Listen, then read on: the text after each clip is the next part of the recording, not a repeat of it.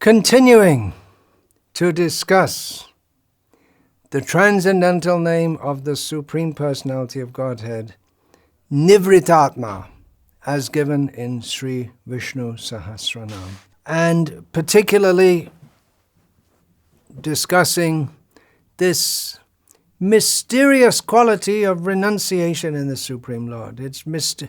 For materialists, it's mysterious how anyone could be renounced. Why would you want to renounce? And for spiritualists, it's mysterious why the Supreme Lord would want to renounce. Why would he want to renounce? He doesn't have to do anything for spiritual advancement. In this regard, in this talk, I'm mostly going to be simply reading from quotes from Srila Prabhupada's books and from one of his talks and from the 11th canto of Srimad Bhagavatam. So, I'll start with reading from Srimad Bhagavatam, Canto 1, Chapter 11, Text 36, translation and commentary by His Divine Grace Srila Prabhupada. Remember, the topic is the renunciation of the Supreme Lord. Udama bhava pishunama valguhasa vrivavaloka nihato madanopi yasam samuhya chapam majahat pramado tamasta Yasindriyam vimatitum kuhakarna shekuhu. Although the queens, this refers to the queens of Dwaraka, although the queens' beautiful smiles and furtive glances were all spotless and exciting, and although they could conquer Cupid himself by making him give up his bow in frustration, and although even the tolerant Shiva could fall victim to them still, despite all their magical feats and attractions, they could not agitate the senses of the Lord. Krishna does not have any material attraction.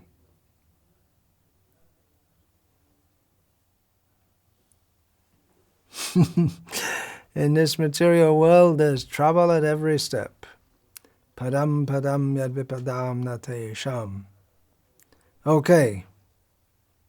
Master electrician came and moved one switch and solved the problem.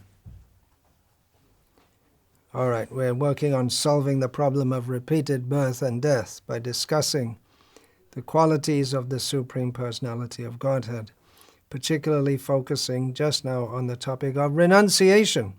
Reading from the 29th chapter of Srila Prabhupada's Krishna book, the Rasa Dance Introduction, and how Krishna was dancing with the gopis, who are the most beautiful, most talented and accomplished women, far above even Lakshmi in Vaikuntha. Srila Prabhupada writes, the Supreme Personality of Godhead smiled, and, being very kind to the gopis, the Lord, although self-sufficient, began to embrace them and kiss them as they desired.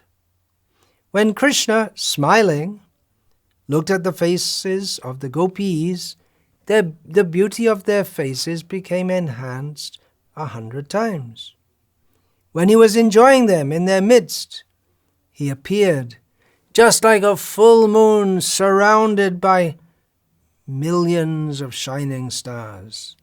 Thus, the Supreme Personality of Godhead, surrounded by hundreds of gopis and decorated with a flower garland of many colors, began to wander within the Vrindavan forest, sometimes singing to himself and sometimes singing with the gopis. In this way, the Lord and the gopis reached the cool, sandy bank of the Yamuna, where there were lilies and lotus flowers. In such a transcendental atmosphere, the gopis and Krishna began to enjoy one another while they were walking on the bank of the Yamuna. Krishna would sometimes put his arms around a gopi's head, breast, or waist, pinching one another and joking and looking at one another they enjoyed. When Krishna touched the bodies of the gopis, their lust to embrace him increased. They all enjoyed these pastimes. Thus the gopis were blessed with all mercy by the Supreme Personality of Godhead, for they enjoyed his company without a tinge of mundane sex life. So, very nice. Krishna is enjoying with the gopis in Vrindavan forest. Why would he want to renounce that? Does he want to renounce it? Read on. The gopis, however, soon began to feel very proud, thinking themselves to be the most fortunate women in the universe, due to being favored by the company of Krishna. Lord Krishna, who is known as Keshava, could immediately understand their pride caused by their great fortune of enjoying him personally, and in order to show them his causeless mercy and to curb their false pride, he immediately disappeared from the scene, exhibiting his opulence of renunciation. The Supreme Personality of Godhead is always full with 6 kinds of opulences, and this is an instance of the opulence of renunciation. This renunciation confirms Krishna's total non-attachment. He is always self-sufficient and is not dependent on anything. This is the platform on which his transcendental pastimes are enacted. So just see how important this name Nivrttatma is. Nivrttatma means that he's not attached to anything of this world. This is the platform on which his transcendental pastimes are enacted. This is very important to understand. That Krishna is in this world, he's not attracted to it. He doesn't come here to indulge his senses in a mundane way. He comes here to indulge his senses in a spiritual way. But even if there's an apparent tinge of pride, even in the gopis, Krishna is ready to leave them. Now, we shouldn't think that the gopis, they're proud just like some ordinary, mundane people, but Krishna's showing, well, there are different reasons. That's been discussed by the acharyas. Here, Srila Prabhupada, Acharya Prabhupada, is saying just to Krishna, he doesn't like to see pride in his devotees. So it's a lesson. It's this apparent pride arising in the gopis, just like the apparent illusion arising in Arjuna is not that the gopis are deficient, or that Arjuna is deficient, or they're mundanely influenced, but just to arrange for a lesson to be taught to all. And even in the midst of Krishna enjoying with the gopis, showing that his position, he's always the Supreme Personality of Godhead, his position, although maybe seemingly mundane, but he's always in the transcendental. He's in the transcendental position, and he's always God. Even when he completely forgets he's God, apparently, in love with the gopis, but that he's always in a superior position. Now I'm going to read from Bhagavatam, from the 11th canto, chapter 5, text 34. Tyaktva sudusjaja suripsita rajva. I'll read that again. Tyaktva sudusjaja suripsita rajya lakshmim dharmishta aryavachasa yad agad aranyam mayamrigam dayata yepsitam anvadhavad vande mahapurushate charanaravindam. O Mahapurusha, I worship your lotus feet. You gave up the association of the goddess of fortune and all her opulence, which is most difficult to renounce, and is hankered after even by the great demigods. Being the most faithful follower of the path of religion, you thus left for the forest in obedience to a Brahmana's curse out of sheer mercifulness, you chased after the fallen conditioned souls, who are always in pursuit of the false enjoyment of illusion, and at the same time engaged in searching out your desired object, Lord Shyamasundara. So actually this is the brilliance of Vyasadeva and the brilliance of the Vaishnava Acharyas in unpacking the purport of this verse, which can be understood to refer to Lord Chaitanya, Lord Krishna, or Lord Ramachandra. So this translation has been given in relation to Lord Chaitanya. So, I'll read the purport. According to the Vaishnava Acharyas, this important verse of the Srimad Bhagavatam is understood to describe Chaitanya Mahaprabhu, Lord Krishna, and also Sri Ramachandra. This verse appears within the discussion by the sage Karabhajana of the Yuga avatars, or the different incarnations of the personality of Godhead, who deliver the conditioned souls of each age. The prayers ending with the words Vande Mahapurusha Te Charanarvindam are understood to glorify the incarnation of Lord Krishna in Kali Yuga, known as Chaitanya Mahaprabhu. Chaitanya Mahaprabhu lived for 24 years in Navadvip as a householder and enjoyed immense popularity among both scholars and ordinary persons. His Sankirtan movement was completely supported by the local government, even though it was Muslim. And Chaitanya Mahaprabhu had the pleasure of marrying the goddess of fortune. No ordinary woman of the material world, no matter how gorgeous she may be, can in any way compare with the beautiful goddess of fortune. Everyone in the universe, including Lord Brahma, is searching after the goddess of fortune. Therefore it is stated here, Surepsita, which means desired by the gods. However, Chaitanya Mahaprabhu is Lord Krishna appearing as a Brahmana, and therefore he is certainly Dharmishta, or the most religious. Actually, the Supreme Personality of Godhead is always Dharmishta, whether he appears as a cowherd boy, a great king, or a Brahmana, because the Lord himself is the original source and personification of all religious principles. However, in the pastimes of Lord Chaitanya Mahaprabhu, there are very few political or economic activities.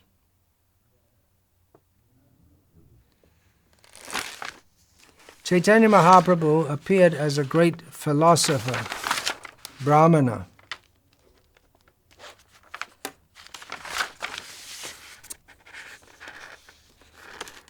And thus he is certainly Dharmishta. In Chaitanya Charitamrita, in the 17th chapter of the Adi Leela, it is described that a certain Brahmana, who is well known for being harsh and cursing others, could not enter the kirtan hall where Chaitanya Mahaprabhu was performing kirtan because the door was locked.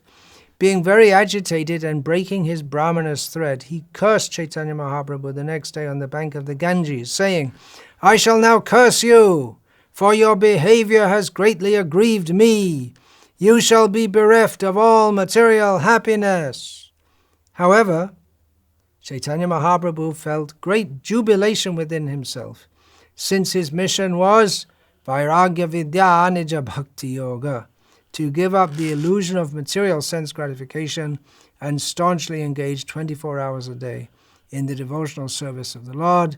Therefore, Chaitanya Mahaprabhu took this curse as a blessing, and soon after, the Lord took sannyas. So, when we think of the renunciation of the Supreme Lord,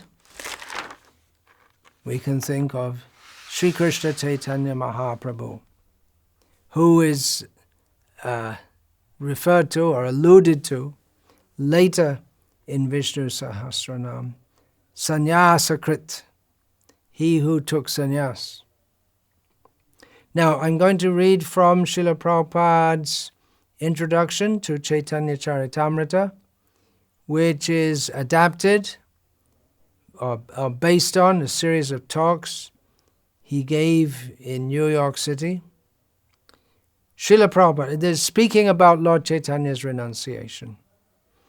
Srila Prabhupada said, and it was later edited, "We are all actually Krishna's servants, but in conditioned life we are shackled by iron chains in the form of beautiful women.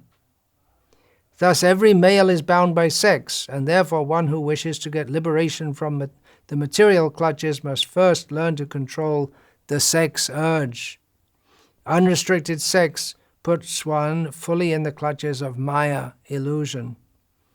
Lord Chaitanya Mahaprabhu officially renounced this Maya at the age of 24.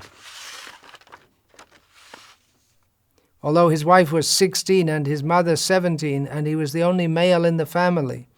Although he was a Brahmana and was not rich, he took sannyas, the renounced order of life, and thus extricated himself from family entanglement, not caring for the Maya of wife and mother." Of course, Lord Chaitanya's wife and mother are not Maya. They're perfectly topmost transcendental personalities. So Lord Chaitanya's family entanglement, it might appear from the mundane perspective to be mundane entanglement, but it's not at all. But to teach us that we need to get disentangled from all forms of Maya, of which, sorry to say this, but it's what Shastra says, and therefore it must be true, that family life, family entanglement is the most, it's the general matrix on which, or within which, entanglement in this material world is enacted.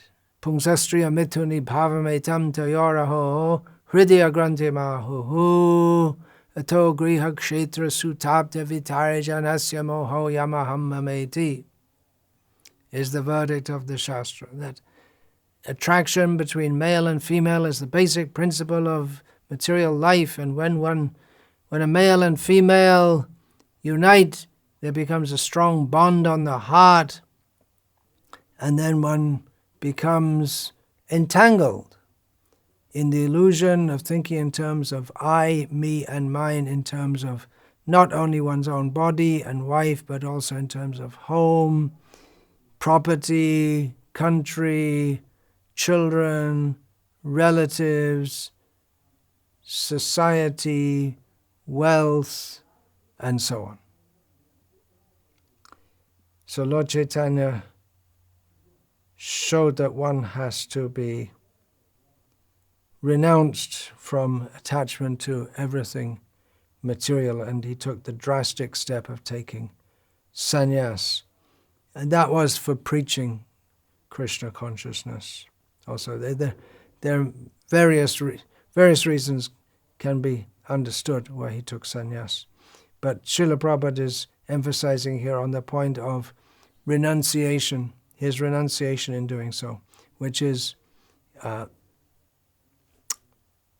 valid in the present discussion that we're having of Nivrttatma.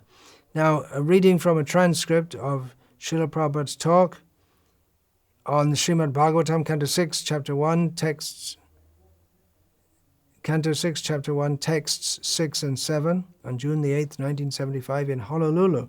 Srila Prabhupada, it's similar to what we just read. Chaitanya Mahaprabhu was born in a very highly respectable Brahmana family. He was personally very, very beautiful. His name is Gaura Sundara, which means golden and beautiful, and very learned scholar. At the age of 16 years, he defeated a very learned scholar from Kashmir. So he was very influential. When he was 20 years old, the Qazi broke the mridanga in Sankirtan. Qazi means the Musalman magistrate.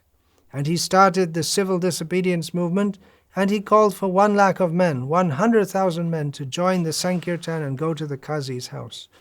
Immediately it was done. Just see how much influential he was. He was only son of his mother. All brothers and sister died. And his wife was Lakshmi Priya. Lakshmi Priya died first, then he married second time Vishnu Priya. So very happy life, but he left. Tyaktva Surepsita Raja Lakshmim. He was so happy in his family life that even the demigods cannot expect such happiness. Surepsita. Sura means demigods. They had not so much happiness. Tyaktva. But he gave it up. Maya Mrigam. Why? Why did he give it up?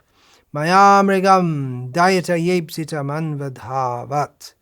He took this mission just to show mercy to the fallen conditioned souls who are suffering in this material world. So Lord Chaitanya's renunciation is another manifestation of his mercy on the fallen conditioned souls, and therefore we bow down at the lotus feet of Lord Chaitanya Mahaprabhu and all the persons who have dedicated their lives as following the example of Chaitanya Mahaprabhu to spread Krishna consciousness all over the world. Vancha kalpatarubhyascha kripa sindhubhya evacha patitanam pavanebhyo vaishnavebhyo namo namaha. Dante nithaya churnakang padayo nipatya kritvacha kakushatameta daham bravimi.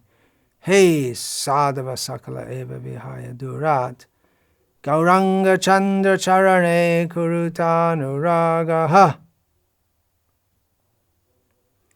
Parivadatu Jano Yatha Tatava Nanu Mukharo Navayang Vicharayamaha Harirase Madira Madati Mata Bhuvi Vilutama Nartama Nirvishama. Hare Krishna Hare Krishna, Krishna Krishna, Hare Hare, Hare Rama, Rama Rama, Hare Hare.